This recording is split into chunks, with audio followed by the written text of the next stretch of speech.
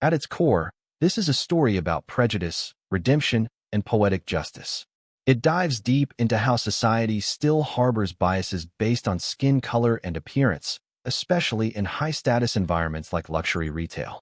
But more importantly, it's about the reversal of power, a story where the underdog doesn't just rise, but already stands at the top, hidden behind assumptions.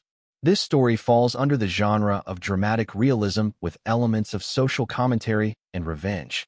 It's grounded in real-life issues, such as racial profiling and discrimination, but delivers a cathartic twist that satisfies the audience's thirst for justice. The dominant emotion throughout the story is outrage that transforms into satisfaction. The audience will initially feel anger, disgust, and empathy when they witness injustice.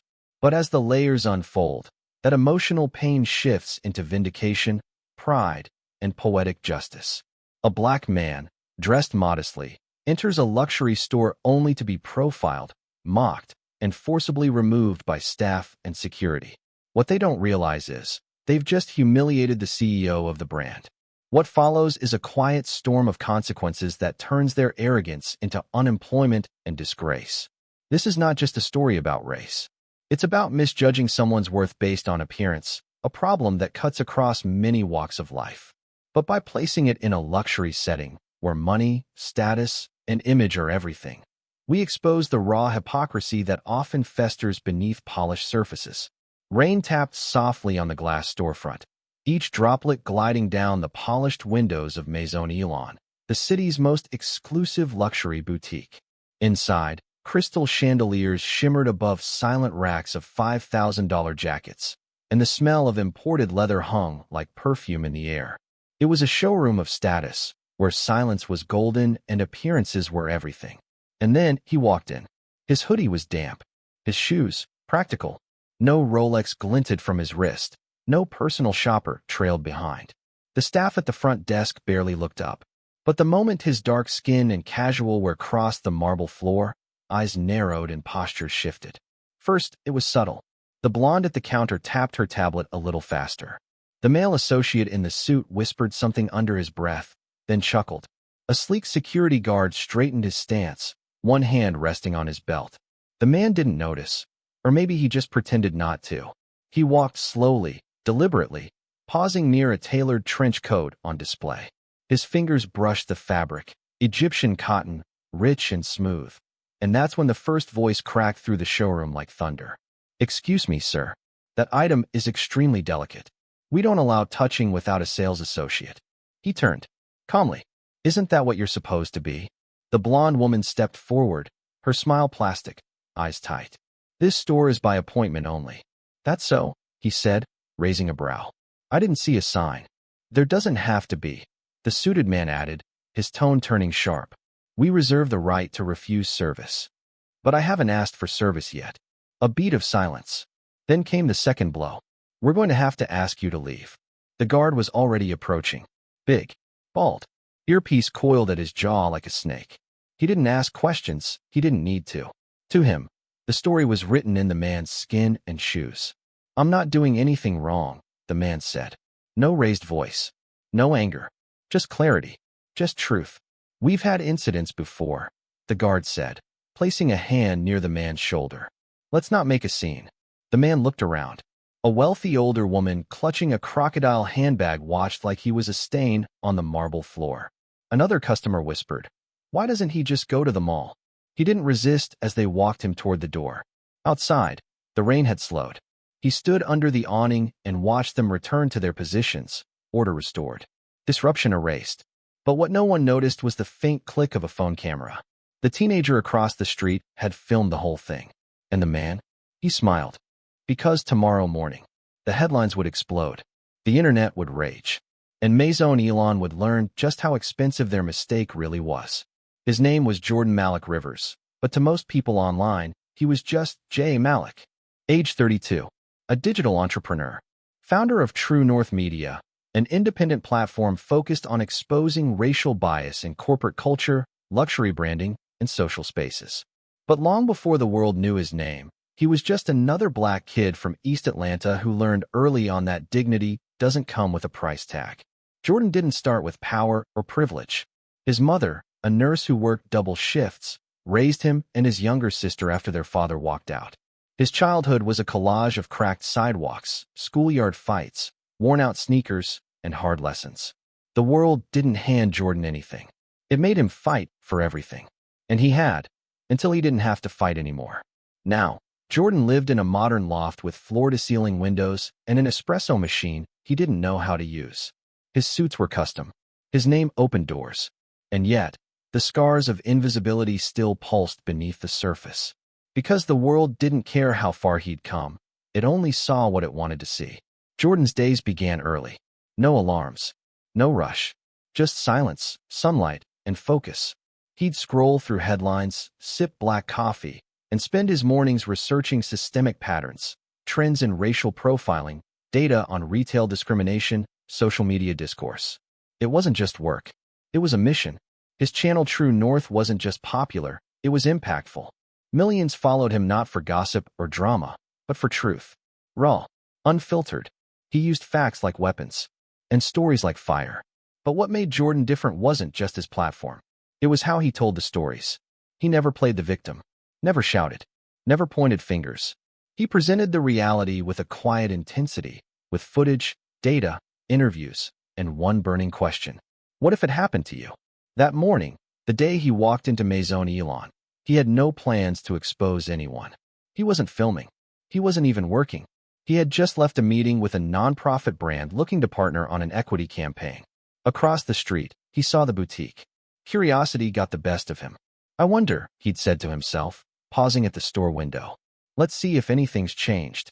But deep down, he knew the answer. It wasn't paranoia. It was pattern recognition. He'd seen it in hotels, car dealerships, tech conferences, real estate showings. A second of pause. A change in posture. A smile that didn't reach the eyes. Jordan knew the rules. If you're black and confident, you're arrogant. If you're black and quiet, you're suspicious. If you're black and angry, you're dangerous. And if you're black and rich, you're a threat. He had made peace with that. What he hadn't made peace with was how people got away with it. So when that security guard led him to the door, when the employees pretended like he didn't belong, Jordan didn't raise his voice. He didn't argue. He just left. Because he didn't need to fight inside their walls. The battle would be fought online. What none of them knew, what no one ever expected, was that Jordan never worked alone. Across the street, in a parked car, his friend and content producer Maya had been watching. They were supposed to grab lunch after his meeting. But when he texted her, "Boutique. Come now. Don't ask. Just film," she knew what it meant. Now, sitting in his apartment hours later, Jordan played the footage back. He watched himself get kicked out frame by frame. Listened again to the clipped voices, the veiled condescension, the dismissal. And then, he edited. It wasn't just the incident. It was the narration, the context, the questions he posed to the audience. Why did they ask for an appointment the moment I walked in? Would they do the same to a white man in a hoodie? Does elegance require exclusion? The video was titled simply, "What They Think Luxury Looks Like." And once it went live, everything would change.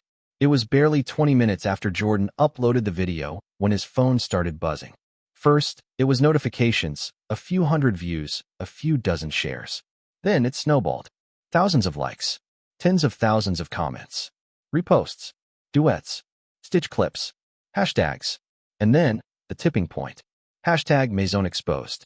By the second hour, the video had over 500,000 views. It wasn't just going viral, it was lighting a fuse. People were outraged. The calmness in Jordan's voice only magnified the tension. The security footage, the staff's faces, the thinly veiled disgust. It hit hard, because it was subtle, familiar, insidious. It reminded people of the invisible walls they'd run into their whole lives. And then came the duets.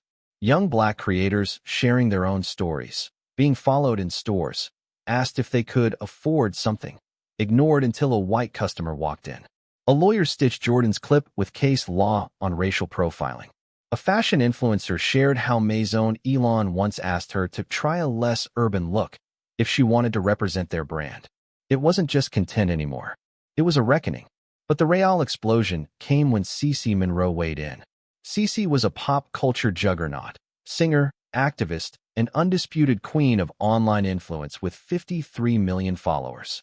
She'd collaborated with Maison Elon before, wearing their gowns on red carpets, even appearing in a limited edition campaign. But her comment under Jordan's post was short and devastating. "Y'all played yourself. This is who you kick out. I'm done repping your brand. Black excellence, luxury, elitism." The comment had hundreds of thousands of likes within minutes. And suddenly, the tone shifted. This wasn't just about Jordan anymore. It was about a culture. That night, Jordan's inbox overflowed. News anchors, podcast hosts, activists, publicists, even former employees of Maison Elon reached out anonymously, sending screen captures of internal messages, customer logs, and worse, training protocols that encourage staff to discreetly evaluate clientele fit. The next morning, every major news outlet had the story on their front page. Luxury or prejudice?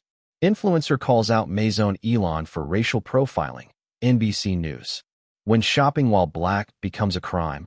The Guardian. Maison Elon cancels campaign amid backlash. Vogue Business. By day 2, the CEO of Maison Elon, Henrik Valmont, issued a statement. Cold, corporate, carefully worded. "We regret any misunderstanding that may have occurred. Maison Elon is committed to inclusivity and respect. We are reviewing our internal policies." The public wasn't having it. Jordan watched the press conference from his laptop, jaw clenched. They were trying to control the damage. They called it a misunderstanding, as if the footage didn't speak for itself. But what made Jordan's blood boil wasn't the lies. It was the silence about him. The refusal to say his name, to acknowledge the truth. And then came the threat. An anonymous email landed in his inbox late that night.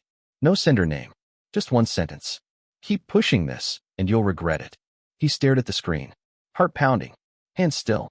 He knew this world, knew what happened when money and image were threatened. Retaliation wasn't always loud. It was precise, hidden, and ruthless. And Maison Elon wasn't just a fashion house. It was a global symbol of wealth and power. Jordan picked up his phone and called Maya. "Hey," she answered quickly. "Saw the statement. It's weak." "There's more," Jordan said. "I just got a threat." Silence. "Okay," Maya said calmly. "We go full armor then. No backing down. You've got the story. They've got the panic." Jordan nodded slowly, more to himself than her. "It's not just about me anymore." "Nope," Maya agreed. "It never was." He opened his laptop again and began compiling everything. Emails, footage, statements, anonymous leaks. His next video would go deeper. This time, it wouldn't just expose a moment. It would expose a system. He titled the draft, "This is bigger than a boutique. The luxury lie they don't want you to see." He didn't sleep that night. Neither did the internet. Jordan pressed upload just after sunrise. His new video wasn't reactionary. It wasn't emotional. It was surgical, calm, layered, devastating. It opened with a simple sentence. "This is about more than me. This is about the system that told all of us we don't belong in rooms we built." He walked viewers through decades of fashion industry elitism, how Eurocentric beauty standards were marketed as universal, how luxury brands used exclusivity as a tool for invisibility, how their boardrooms were overwhelmingly white while their profits were built on black creativity, culture, and cool. He juxtaposed Maison Elon's performative diversity campaigns with internal leaks showing they labeled certain zip codes high-risk clientele zones. He even read a segment from one of their old internal documents, shared by a former employee. Client engagement strategies should prioritize image alignment. Avoid prolonged interactions with individuals who do not reflect the Maison Elon aesthetic. Then Jordan added, translation, "If you're not who they expect luxury to look like, you're invisible, or worse, a threat." The video hit 1 million views within an hour. By mid-afternoon, 3 more former employees had come forward, including a regional manager who shared emails proving the store manager at the flagship location had received multiple warnings for racial bias complaints, but was never disciplined. This wasn't a trend anymore. It was a movement. And Jordan? He had become the face of it. But even with the waves of support, he felt the cost. People he once called friends distanced themselves. A manager he'd been negotiating with for a brand collaboration suddenly paused all influencer agreements. Even some black influencers with ties to major fashion houses hesitated to publicly support him. Maya warned him, "This happens. They isolate you, make you look like the angry one. They'll wait for you to burn out, or slip up. But Jordan didn't burn out. He burned brighter. He started a live stream series called The Fitting Room, a space where underrepresented creators, stylists, models, and ex-employees from fashion houses could tell their stories without fear of censorship. The first guest? A former Maison Elan intern who described being asked to fetch ethnic props for a photo shoot, but told not to appear in the behind-the-scenes photos. Within weeks, The Fitting Room was a top-ranked podcast on Spotify. Meanwhile, Maison Elan was scrambling. Their sales had plummeted 34%. Influencers pulled out of partnerships. A Black-owned fashion brand, True North, gained massive attention after Cece Monroe wore their dress to the Met Gala and said, "I don't wear apologies. I wear progress." Every move Jordan made was intentional. But it wasn't easy. He received legal notices from Maison Elan, accusing him of libel and intentional brand damage. His team of lawyers, pro bono and fierce, called it what it was, intimidation. Then, one morning, Jordan stepped out of his apartment to find his car windows smashed in. No note, no camera footage, no suspects. But he knew. He knew this was the part where people like him were supposed to feel afraid. And yet, he didn't stop. He was invited to speak at NYU, then Columbia, then Howard. Audiences were packed. Young people who once felt invisible now had language for what they endured. Older generations shared tears and memories, grateful someone finally said what needed to be said. At one panel, a student asked him, "How did you stay so composed when they humiliated you?" Jordan paused, then said softly, "Because I wasn't surprised. I've been training for that moment my whole life. Every time I was ignored, underestimated, looked through, I was learning how to carry myself with dignity. That day wasn't the first time they saw me as less. It was the first time I made sure the world saw it too." Applause erupted. By now, journalists were calling this era the Maison moment, a cultural flashpoint where the mask of exclusivity cracked under the weight of truth. But Jordan didn't let the momentum lull him into comfort. He partnered with an advocacy group to launch Open Doors, a mentorship and funding initiative for young Black creatives in fashion. The goal? Break down the very gates that tried to keep him out. "Don't just break the glass ceiling," Jordan told them. "Redesign the whole damn building." Meanwhile, Maison Elan made another attempt at redemption. They replaced their CEO. They announced a restructuring toward equity. They unveiled a new campaign titled "All Are Welcome." But the people weren't buying it. Especially not when it was revealed the new diversity director they hired had no background in social justice, just a history of rebranding crisis-hit corporations. Jordan tweeted, "Repainting the gates doesn't make them any less locked." His tweet went viral. But one particular reply made him pause. "At Maison VP, verified. We want to talk. This time, with you at the table." He stared at the screen. Was this a trap? A PR move? Or was it a sign that power was finally being forced to shift? He took a screenshot. Sent it to Maya. She responded with one word. "Careful." Then followed up. "But if you do go, make sure it's not for their redemption. Only ours." Jordan sat quietly, reflecting. He hadn't asked for this journey. But maybe that's why it mattered. He stood up, walked to the mirror, and saw not just a man who'd been profiled, but a man who had turned pain into purpose. This wasn't just about fashion. It was about dignity, visibility, justice. He opened his laptop again, drafted another video. The boardroom was colder than he expected. Minimalist, clinical, walls covered with grayscale portraits of models who never looked like him. No warmth, just wealth and white walls. The table was glass. The faces across from him were polished and poised. Jordan entered alone. No lawyer, no PR agent, just him, unshaken. The vice president of Maison Elan stood to greet him, her expression carefully pleasant, like someone who had practiced looking sincere in a mirror. "Jordan, thank you for coming. We admire your passion, truly." He didn't sit. "I didn't come for admiration," he said. "I came for answers." There was a pause. Then they launched into it. "We want to work with you to reshape our public image, rebuild trust in communities we've historically failed to serve. Perhaps a creative director position. Perhaps a campaign led by you." Jordan blinked. "You want me to help you fix your reputation, not your system." A nervous chuckle from one of the executives. "We are changing. We've taken action since your video. We believe people deserve second chances." He leaned forward slightly, eyes locked. Second chances aren't granted by people in power to those they've harmed. They're earned through accountability, through reparation, through truth. The VP cleared her throat. Well, what do you propose? He pulled a folder from his bag and slid it across the table. A program. Detailed, structured, transparent. The Rethread Initiative, a mandatory internal audit of racial bias practices, profit sharing with marginalized designers, an independent oversight board staffed by underrepresented industry professionals, and a public apology, not the polished kind, but the raw, honest kind that names names and names harm. One of the board members scoffed. This is radical. Jordan didn't flinch. What's radical is expecting silence from the people you exploit. What's radical is gatekeeping luxury and selling it back to us in fragments. The room fell still. He continued, You want to partner with me? Fine. But I'm not here to decorate your guilt with slogans. I'm not a symbol. I'm a standard. And I won't lower it so you can look higher. Silence. Then the VP slowly nodded. We'll review this. Jordan stood. You'll decide fast. Because the world is watching. And unlike you, I don't need this table to speak. I built my own.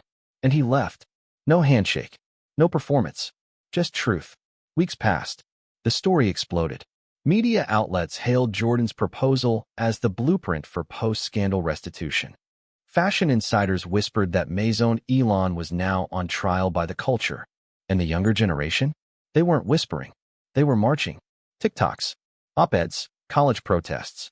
Luxury couldn't exist in a vacuum anymore. Not when the people were rewriting the rules of access. Jordan's platform surged. But it wasn't fame he gained. It was freedom.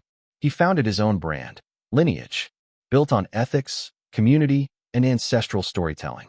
Every thread told a truth. Every stitch was a memory. At the launch event, Maya introduced him. This man turned humiliation into history. And he didn't just clap back. He called forward. The crowd rose to their feet. Jordan took the mic. He spoke not with bitterness, but clarity. This isn't a revenge story. This is a revision of what power looks like, of who gets to define prestige, of who we see when we imagine excellence. He looked out at the crowd, diverse, bold, beautiful. We're not asking to be included anymore. We're building what they swore we didn't deserve. And we're doing it without asking permission. Thunderous applause. He smiled, then added, Remember, when they try to write you out of the story, pick up the pen. In the months that followed, Maison Elon implemented every pillar of the Rethread Initiative. Not out of virtue, but necessity. Their stock recovered. Their board diversified. But their power? It was never the same. Because something had shifted permanently. Now, eyes stayed open. Voices stayed loud. And the next time a black man walked into a luxury boutique, no one dared assume he didn't belong. Because they knew. He might be the one rewriting the rules. And Jordan? He kept walking forward. Not for vengeance, but for legacy.